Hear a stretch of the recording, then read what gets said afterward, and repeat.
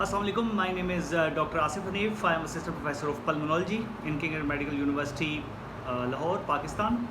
Uh, in the previous lecture, we stated about the multiple myeloma.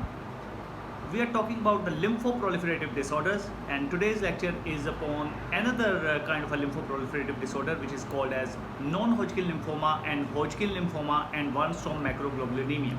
And we are going to try to complete it in a 10-minute period. So जो non Hodgkin lymphoma होता है ना, वो non Hodgkin lymphoma is the malignancy of the B cells. तो B cells की मेलिग्नेंसी को non Hodgkin lymphoma कहते हैं. It is a heterogeneous group of disorders. बहुत सारे नॉन हॉजकिन लिम्फोमास रिकग्नाइज कर लिए गए हैं, जिसमें साइटोजेनेटिक्स की जो है ट्रांसलोकेशंस होती है, जिसकी वजह से लिम्फोमा की प्रोलिफरेशन होती है. इसमें एक जीन होती है जिसकी म्यूटेशन हो जाती है. उस जीन की म्यूटेशन की वजह से और ट्रांसलोकेशन की वजह से लिम्फोमा डेवलप होता है. अब ये जीन क्या है और ये क्या करती है? जब भी there is translocation, for example there is a Burkitt lymphoma 814 translocation है c-MYC जीन की, तो ये जब c-MYC जीन 8 क्रोमोसोम से 14वें क्रोमोसोम पर जाकर लग जाती है, तो ये ओन्कोजीन बन जाती है. और unrestricted proliferation of the cells that is keep on taking place, and if it is unrestricted, that is going to be converted into a malignancy, and that is malignancy is being called as Burkitt lymphoma, and Burkitt lymphoma is one of the aggressive tumors.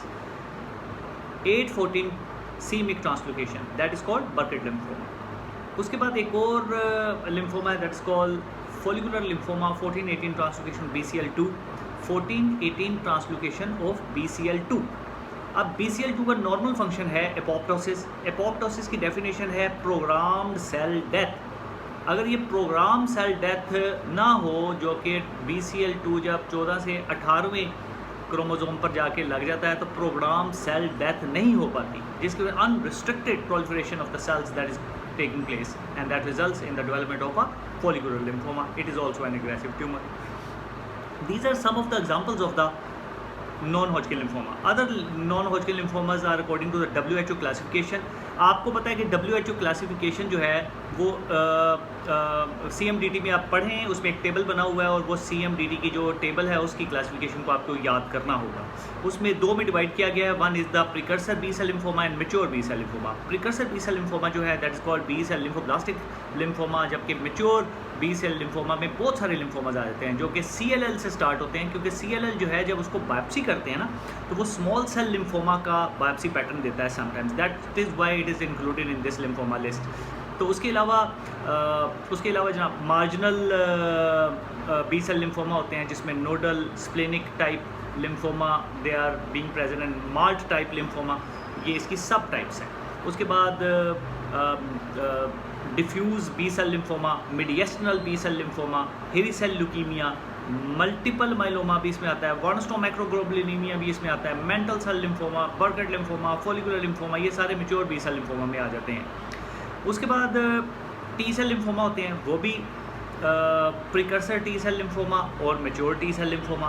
Precursor T cell lymphoma include T cell lymphoblastic lymphoma, और mature T cell lymphoma जो होते हैं वो anaplastic T cell lymphoma हो सकते हैं, और peripheral T cell lymphoma हो सकते हैं. इसके अलावा पोस्ट ट्रांसप्लांटेशन लिम्फोप्रोलिफरेटिव डिसऑर्डर्स भी जो है वो इनका हिस्सा होते हैं. अब कैसे प्रेजेंट करते हैं? हॉजकिन लिम्फोमा हो या non Hodgkin lymphoma, that is going to present with the lymphadenopathy, and they are firm and they are present at anywhere. If it is present around the trachea, it may cause dyspnea. If it is present on the esophagus, it causes dysphagia. If it is on the subclavian vessel, it is going to produce SVC obstruction. It may be present in the abdomen, it may be present in the pelvis, it may be present everywhere. It can be accessible, it can be non-accessible. If it is accessible, they are going to be palpable, especially in the neck. And these neck lymph nodes, they are going to be rubbery in consistency, form. Rubbery, they slips when you examine these lymph nodes. तो ये non Hodgkin lymphadenopathy के साथ present कर सकते हैं। और lymphadenopathy जो होती है ये सेंट्रल भी हो सकती है, पेरिफेरल भी हो सकती है। आमतौर पर ये सेंट्रल लिम्फेडिनोपैथी और सेंटर में जो है ना लिम्फ नोड्स की एक लिम्फ नोड होता है, उसके बाद नीचे वाला दूसरा, फिर तीसरा, फिर जो चेन की शक्ल में लिम्फ नोड की इन्वॉल्वमेंट जो है वो टेक प्लेस करती है। उसके अलावा कॉन्स्टिट्यूशनल सिम्टम्स हो सकती है जिसमें लेसिट्यूड, वेट लॉस, ड्रेंचिंग, स्वेटिंग वगैरह हो सकती है। उसके बाद skin, liver, multi system involvement जो है वो टेक प्लेस कर सकती है। सेंट्रल नर्वस सिस्टम लिम्फोमास जो है वो टेक प्लेस कर सकते हैं। एग्रेसिव लिम्फोमास भी होते हैं, नॉन एग्रेसिव लिम्फोमास भी होते हैं। This is what is about how the lymphomas that will present clinically. Hepatosplenomegaly that will be present and patient is having weight loss and pains and aches in the body that can also be present. Right, then how to diagnose lymphoma. अगर आप clinical picture देखें तो CBCs आमतौर पे normal होते हैं और LDH इसमें इंक्रीज़ कर जाता है। और अगर आप लिम्फ बोन मैरो बायोप्सी करवाते हैं तो उसमें लिम्फॉइड एग्रीगेट्स जो है दैट कैन बी सीन। लेकिन जो डायग्नोसिस ऑफ चॉइस है ना, मैं एक बुक में ये लिखा हुआ है कि आप एक्सियन बायोप्सी करवाएं, एक्सियन बायोप्सी हिस्टोपैथोलॉजी करवाएं, उसमें लिम्फोमा डायग्नोज हो जाएगा। लेकिन मैं आपको ये कहूँगा एक स्टेप और आगे आप ये करें कि आप एक लिम्फ नोड को एक्सरसाइज करें, एक्सरसाइज करने के उसको 2 में स्प्लिट करें। एक लिम्फ नोड फॉर्मलिन में डालें और उसको हिस्टोपैथोलॉजी के लिए भेजें, और एक लिम्फ नोड, आधा लिम्फ नोड जो है उसको नॉर्मल सलाइन में डालें और नॉर्मल सलाइन में डालकर उसको कल्चर सेंसिटिविटी के लिए भेजें फॉर ट्यूबरकुलोसिस, क्योंकि हमारा मुल्क टीबी के लिए एंडेमिक है और यहाँ पे टीबी बड़ी कॉमन है। इसलिए आप उसको DST के लिए भी भेजें ताकि आपको लिम्फोमा का डायग्नोसिस भी मिल जाए, और अगर टीबी है तो वो भी कल्चर में पॉजिटिव आ जाए, जो कि हिस्टोपैथोलॉजी में भी टीबी कल्चर पॉजिटिव आ सकती है। Now what is the treatment? Treatment is intermediate. One treatment is low grade lymphoma, intermediate lymphoma and high grade lymphoma. जो लो ग्रेड लिम्फोमा या इंडोलेंट लिम्फोमा होते हैं, सिर्फ एक लिम्फ नोड की इन्वॉल्वमेंट होती है, तो उसको आप रेडियोथेरेपी के साथ ट्रीट करते हैं with an intent of curative intent. Low grade lymphomas जो होते हैं उनके लिए आप रिटुक्सीमैब इस्तेमाल करते हैं, which is anti-CD20 antibodies 375 milligram per metre square body surface area weekly for 4 weeks that is being used. That can also be used in conjunction with cyclophosphamide. It can also be used in conjunction with ibritumumab, which is called as radioimmunoassay के तौर पर इस्तेमाल किए जा सकते हैं, और autologous stem cell transplantation. और इंटरमीडिएट लिम्फोमास जो होते हैं वो आर-चोप कीमोथेरेपी, विच इज़ बहुत ज़्यादा मशहूर कीमोथेरेपी है, सबको पता है, आर-चोप थेरेपी इस्तेमाल करते हैं। अगर आप इसको रेडियोथेरेपी के साथ यूज़ करें तो 3 कोर्सेज लगाए जाते हैं, लेकिन अगर आप रेडियोथेरेपी के साथ यूज़ ना करें तो आपने इसके 6 कोर्सेज जो है ना वो देने होते हैं। आर-चोप की जगह आप RCVP थेरेपी भी करें, साइक्लोफॉस्फेट विनक्रिस्टन प्रेडनिसोलोन दे सकते हैं। आर-चोप से क्या बनता है? R से रिटुक्सीमैब बनता है, C से cyclophosphamide, H for doxorubicin which is hydroxydaunorubicin, और O से ओनकोविन जिसको विनक्रिस्टिन कहते हैं, और P से प्रेडनिसोलोन, और प्लस रेडियोथेरेपी। सो इंटरमीडिएट लिम्फोमा की treatment R-CHOP plus radiotherapy 3 cycles, 6 cycles of R-CHOP minus radiotherapy. उसके बाद आप हाई ग्रेड लिम्फोमास होते हैं। हाई ग्रेड लिम्फोमास में मुख्तलिफ ट्रीटमेंट्स की जा सकती हैं, ऑटोलॉगस स्टेम सेल ट्रांसप्लांटेशन भी की जा सकती है। अगर वो लो ग्रेड लिम्फोमा है और वो इंटरमीडिएट में कन्वर्ट होता है, और इंटरमीडिएट से वो हाई ग्रेड लिम्फोमास में कन्वर्ट होता है, उसमें भी आप ऑटोलॉगस स्टेम सेल ट्रांसप्लांटेशन कर सकते हैं। इसके अलावा मुख्तलिफ किस्म के दूसरे लिम्फोमास हैं जिसको आप मुख्तलिफ तरीक़ों से ट्रीट करते हैं, जैसे प्राइमरी सेंट्रल नर्वस सिस्टम के लिम्फोमास हैं, उसको आप हाई डोज मिथोट्रेक्सेट दे सकते हैं आप। उसके अलावा आप रिटुक्सीमैब दे सकते हैं। उसके अलावा आप उसकी रेडिएशन थेरेपी कर सकते हैं, और इसी तरह मुख्तलिफ लिम्फोमास की मुख्तलिफ ट्रीटमेंट की जा सकती है। बहुत एग्रेसिव लिम्फोमास जो होते हैं उनको ऐसे ट्रीट करते हैं जैसे ALL को ट्रीट करते हैं। इस तरह मेंटल सेल लिम्फोमा जो है उसको इब्रिट्यूमिमैब के साथ आप ट्रीट करते हैं, और स्टेम सेल ट्रांसप्लांटेशन कर सकते हैं। तो इस तरह के और मुख्तलिफ नाम हैं जिनके ट्रीटमेंट एक एक दो करके जो है वो ट्रीटमेंट लिखी हैं, उसको आप मेमोराइज करेंगे further after the completion of this lecture as well. So this is the treatment. उसके बाद प्रोग्नोसिस क्या है? प्रोग्नोसिस ये है कि जो भी एज अगर 60 से ज़्यादा हो, LDH ज़्यादा हो, स्टेज 3 या 4 डिजीज़ हो, और पुअर परफॉर्मेंस स्टेटस, ये पुअर प्रोग्नोस्टिक फैक्टर्स हैं। अगर इसमें एक प्रेजेंट है ना तो आपका 80% सर्वाइवल रेट है, और अगर इसमें 2 या 2 से ज़्यादा है तो 70% सर्वाइवल रेट हो सकता है, और अगर चारों ही प्रेजेंट है और एज ज़्यादा है तो सर्वाइवल रेट जो है वो 50% से भी ज़्यादा ड्रॉप कर जाता है। This is what is about non Hodgkin lymphoma. What about Hodgkin lymphoma? Hodgkin lymphoma is to be Hodgkin lymphoma जो है वो एक स्पेशल सेल्स होते हैं जो कि रीड स्टर्नबर्ग सेल्स कहते हैं। आउल आई अपीयरेंस की तरह के रीड स्टर्नबर्ग सेल्स जो है वो प्रेजेंट होते हैं, जिसकी वजह से इसको हॉजकिन लिम्फोमा कहते हैं। हॉजकिन लिम्फोमा में जो क्लासिफिकेशन है दैट इज़ 4 क्लासिफिकेशन है। One is lymphocyte predominant, lymphocyte depleted, nodular sclerosis and mix cellularity, ये क्लासिफिकेशन है। उसके बाद इसकी स्टेजिंग है, एन आर्बर क्लासिफिकेशन सिस्टम या स्टेजिंग सिस्टम। इसमें एक डायाफ्राम सेंटर में आप लगा लें, डायाफ्राम, उसके एक साइड का लिम्फ नोड अगर इन्वॉल्व है तो दैट इज स्टेज 1। अगर दोनों साइडों के लिम्फ नोड इन्वॉल्व है लेकिन it is below the diaphragm then it is called stage 2. अगर more sides of the lymph node involved हैं but it is present on both side of the diaphragm, lymph nodes are involved, that is stage 3. and stage 4 जो है disseminated lymphoma को कहते हैं, जिसमें bone marrow की involvement या liver की इन्वॉल्वमेंट हो जाए तो उसे डिसएमिनेट कहते हैं। इसके अलावा उसमें स्टेज ए है और बी है। ए सिम्टम्स में कोई कॉन्स्टिट्यूशन सिम्टम्स नहीं होती, बी सिम्टम्स में कॉन्स्टिट्यूशन सिम्टम्स होती हैं, जिसमें फीवर होता है और वेट लॉस होता है। 10% ऑफ द वेट लॉस अगर हो इन 6 months, that is called weight loss. और उसके बाद drenching night sweat. Drenching night sweat इसका मतलब है कमीज़ गीली हो जाती है पसीने से, ठंडे पसीने जो उनसे ना पूरा जिस्म गीला हो जाता है, that is called drenching night sweats इसमें टेक प्लेस करते हैं। What are the signs and symptoms? Similar signs and symptoms which are present in the non Hodgkin lymphoma, hepatosplenomegaly, lymphadenopathy, skin, liver, bone involvement, dyspnoea, depending upon where the lymph nodes are present and what structures are being compressed by the lymph nodes, SVC obstruction, dysphagia, dyspnea, hoarseness, common bile duct obstruction, thoracic duct obstruction, it may be in the pelvis, and obstructive features के साथ intestinal obstruction, all that can be present in the lymphomas. The similar kind of the diagnosis, you will put the FNAC or the lymph node biopsy and you would be able to get the diagnosis of the lymphoma. LDH will be elevated in that as well. So lymph node biopsy, again I would like to repeat that you take the lymph node out. Axion biopsy is better as compared to FNAC because the bigger chunk is being required in order to make a diagnosis of the lymphoma.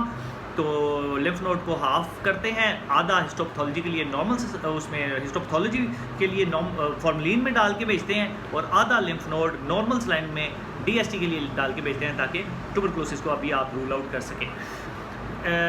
Now, what is the treatment of Hodgkin lymphoma? Hodgkin lymphoma is very simple and straightforward. ABVD stage 3 और 4 में देते हैं और stage 1 और 2 में radiotherapy करते हैं।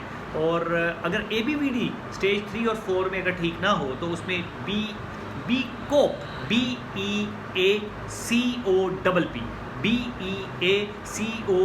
BEACOPP therapy जो है वो भी दे सकते हैं। BEACOP से बनता है bleomycin, etoposide, A for adriamycin, C for cyclophosphamide, O for Oncovin vincristine जिसे कहते हैं, और P से procarbazine and prednisolone. This is the treatment of Hodgkin lymphoma. अब इसमें ना जब आप 2 साइकिल दे देते हैं ना, उसके बाद आप एक ये चूँकि नई करंट CMDT में 2021 की CMDT में ये चेंज आया है कि आप ना 2 साइकिल्स के बाद आप पेट स्कैन कराते हैं।